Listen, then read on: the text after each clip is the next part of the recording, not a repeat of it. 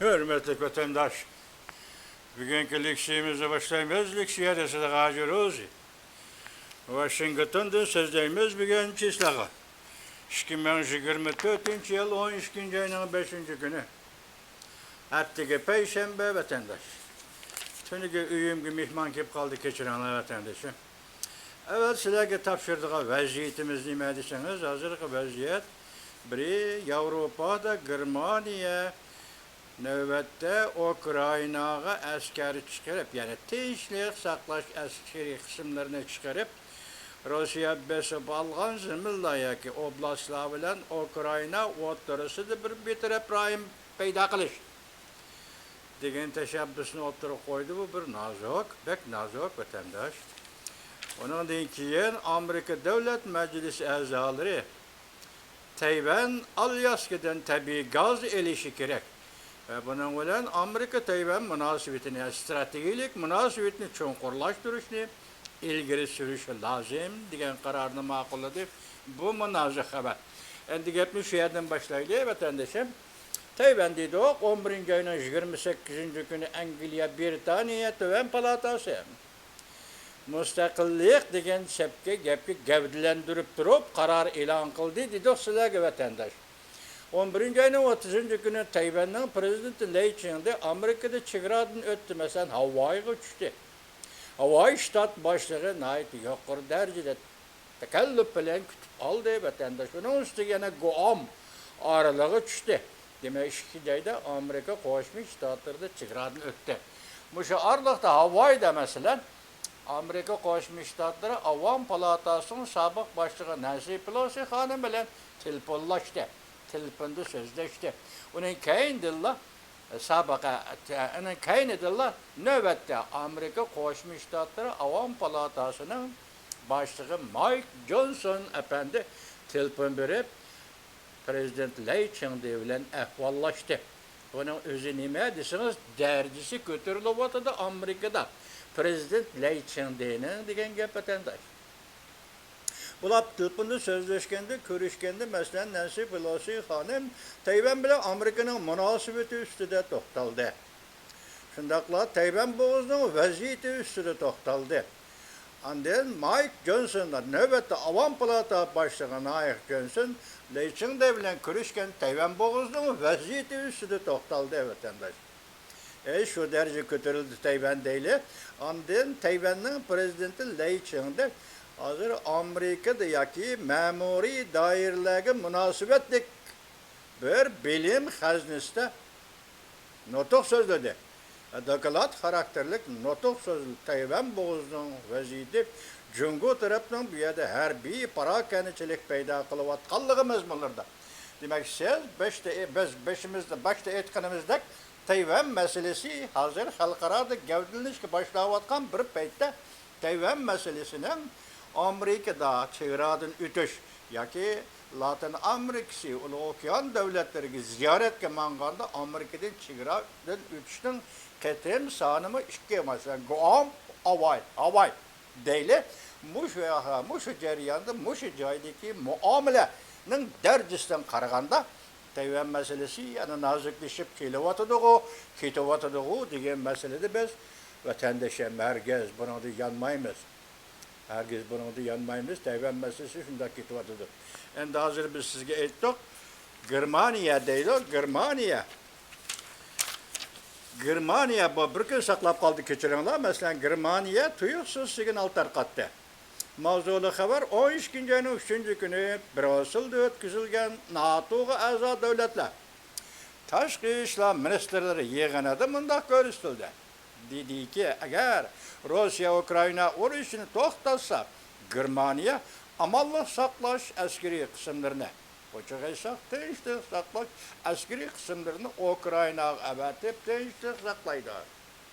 Bunun içinde o'ttirib qo'yilayotgan bu tinchlik saqlash qismlari Germaniya qismlaridan boshqa hozir mushu maqol tilga ilingan Fransiya bu bir, ikkinchisi anda Baltik bo'yidagi davlatlar 3 davlat, 4 davlat, Germaniyani qo'shganda 5 davlat Ukraynaga biz boshda aytgan Donetsk, Lugansk, Zaporojye, yani birisi Xerson qatorliqmish 4 oblastga biz tinchlik saqlash qismlari avatimiz dedim. Biz bir vaqt vaziyat sizlarga so'zlagan shundan degani yo'q vatandoshim. Masalan, hal qilish, Ukraina Rossiya urushini to'xtatish, tinchlik suhbati o'tkazish buning oldingi sharti hozir xalqaro jamiyatda. Masalan, bulon pishqoqlarda o'tirg'i chiqayotganicha aytganda, Burayinda betaraf Burayinni qurish Yevropa ittifoqi bosh qurish chiroyli qo'yilgan taklif edi. Undan keyin bu takliflar o'tirib chiqmadi. Masalan, prezident Vladimir Putin o'zining shartlarini o'tirib qo'ydi. Masalan, Zelenskiy o'zining shartlarini yaqinda o'tirib qo'ydi, sizlar ko'rsatdik. Endi hozir bu oylanib kelib, Germaniya tinchlik saqlash qismlari chiqardi desa vatandosh, bu bek nozik ko'p ketdi ish. Bek nozik ko'p ketdi. Endi bu maqolning oxirida deydi deganda, masalan, Anenila Germaniya tashqi ishlar ministri Ukrayna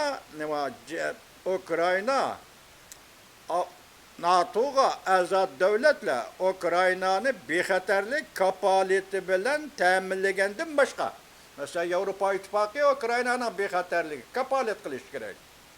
Xalqaro jamiyatning naq maydonda Ukraynani urush to'xtatish oltini qo'g'daydigan bir omildir xalqaro jamiyat.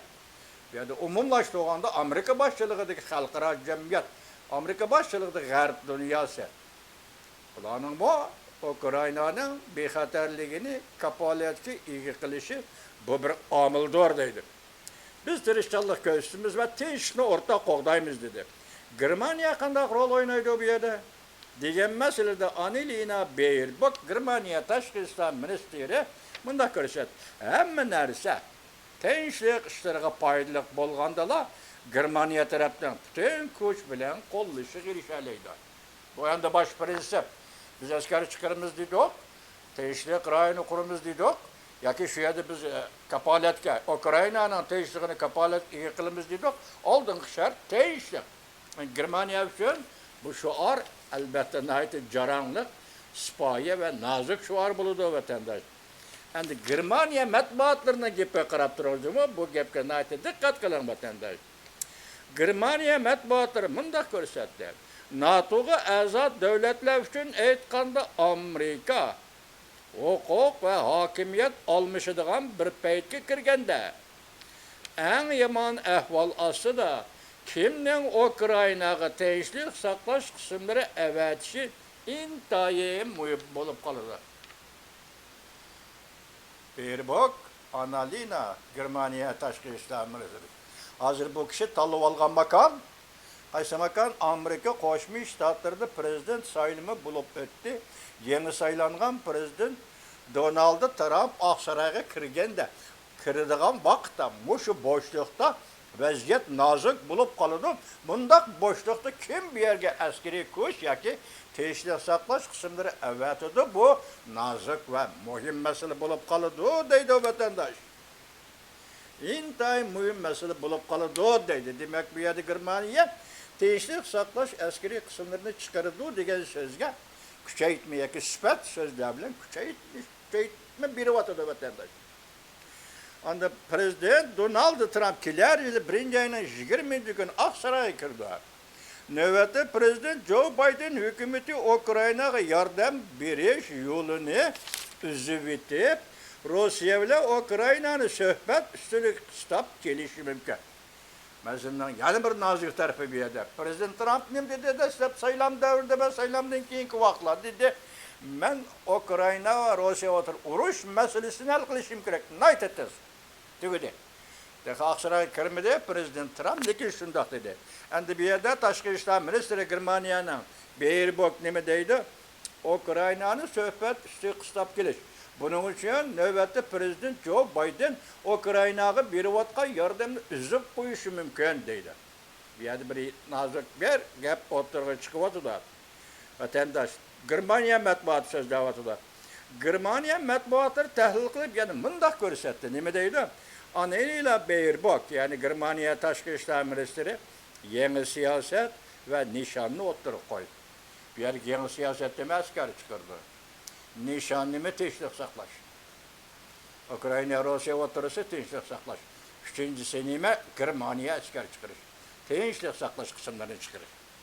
G'arbdan bir büyük tinchlik saqlash qismlari Rossiya besib olgan ziminlarning urush to'xtatish holatlarini kapolatga ega qilishi Kreml sarayining yana hujum qilishining oldini olish kerak. Mana bu yerda to'g'ri gap.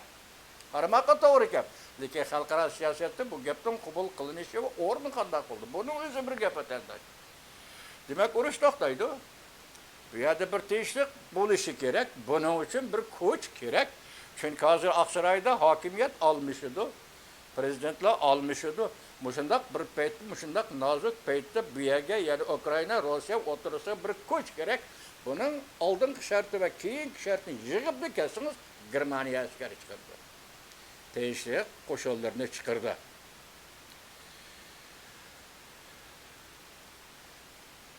Bu tunji qatam Germaniya hukumat a'zolarining Prezident Trump hükümeti rehberlik aslında Rossiya-Ukrayna urush taraqqiyotining mümkünlük doğrusu söhbet dışıdığın mavzudur. Delmiş meseleler, yukarı meseleler. Hem Rossiya bilen Amerika Qo'shma Shtatlar o'tirisida, hem teshqi kuchlar bilen Amerika Qo'shma Shtatlari söz dışıdığın bir mavzu dedi. Bu hem qisman aldı deydi, butunlay demaydi Cumhur. Çünkü hozirgacha Amerika Qo'shma Shtatlaridagi Rossiya va Ukraina urushini to'xtatishni plani va yo'nagi loyihasi degan narsa o'tirib chiqmadi Amerikada vatandosh. Shaxsan men ko'rmadim matbuotda. Endi menda Annalena Baerbock nim deydi, bu ham bizning da'vatqonlarimiz qisman alda Amerika tinchlik saqlash planining bir qismidir deydi. Avrupa İttifaqı'nın diplomatiya ve bexatarlik siyaset vekili qilib yeni tayinlangan Kaja Kallas yaqinda Avrupa armiyasini o'rinlashtirish bo'yicha mundaq ko'rsatdi. Ukraina Rossiya chegarasiga Avrupa armiyasini o'rinlashtirmoq gaplarning hammasi diqqat juma vatandosh mundaq ko'rsatdi. Avrupa askariy qismlari Ukrainaga kirib urush to'xtatish holatini kapolatga qildi. Avrupa askeri qismlari Ukraynaga kirib urush to'xtatish holatini jarayonni kapolatga qildi. O Fransiya, Baltik bo'yidagi davlatlar boshda aytib davlatlarning ismini atab bu davlatlar avval askari vatib urush to'xtatish holatini saqlashni Ukraina bilan Rossiya o'tirislar buni xohlaydiganligini bildirdi deydi. Germaniya matbuotlari nima dedi esingizda bo'lsin? Germaniya Tashqi ishlar ministri Annalena Baerbock nima dedi esingizda bo'lsin? Demak, hozir Ukraina Rossiya urush to'xtatish payti keldi. Bular hozir loyiha o'tiribdi, bu tarafdan mayli Ukraina bosh tarafda o'tirib qo'yildi. Amerika Qo'shma Shtatlari o'tirib bir plan, bir loyiha elib chiqmadi. 1-oyning 20-kuni prezident Trump Aqsaroyga kirdi. Ukraina urushi Rossiya urushi to'xtaydi. Endi torbatlarda qo'shimcha kelayotgan. Burundan biz takrorlab kelayotgan bir gap, Amerika Qo'shma Shtatlari Rossiya bilan birlashib bu qatam junguni adaplaydi degan gap, ya'ni üzülmey kelayotadi vatandosh.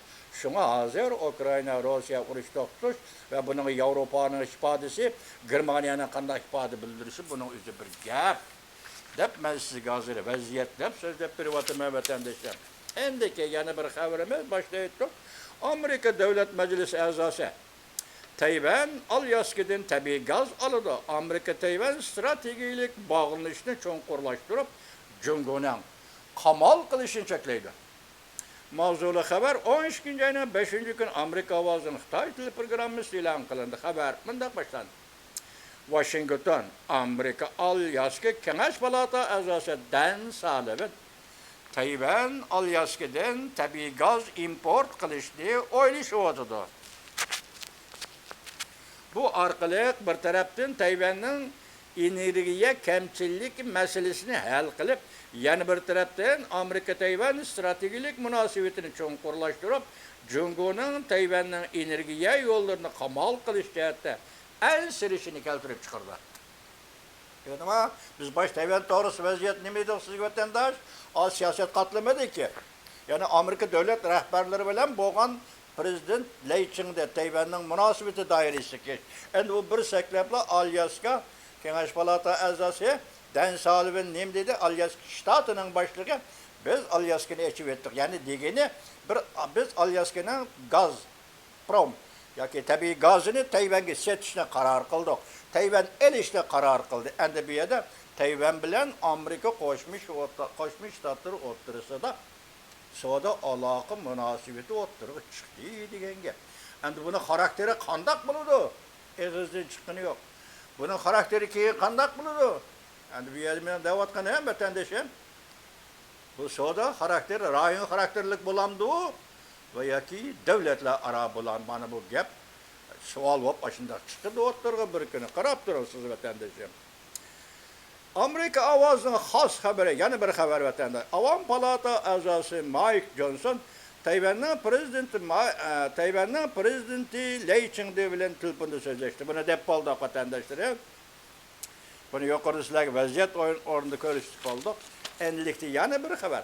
Amerika Kengash palatasi Jungo Yantayfeng telegramma hakkerlarining hujum qilish ahvoli to'g'risida doklad anglagandan keyin harakat qo'llanish qasam qildi.